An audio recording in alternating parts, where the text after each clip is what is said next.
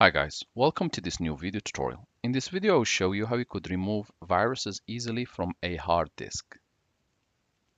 Again, make sure that you are connected to the internet, open your browser and type Malwarebytes and hit enter. At this stage, you should click on www.malwarebytes.com and you should download and install this software. It's very easy. So here, get virus scan and clean up your device.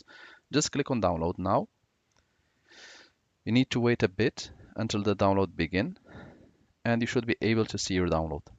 After that, you can just double click on it and install it as you do install any software.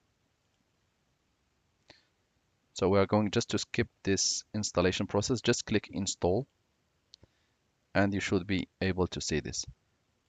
You can skip the browser part.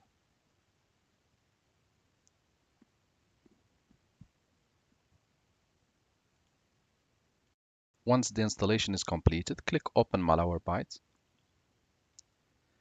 This will pop up for you. So here we're going to select next to scanner, advanced scan, custom scan, and here we're going to select the devices that we want to scan.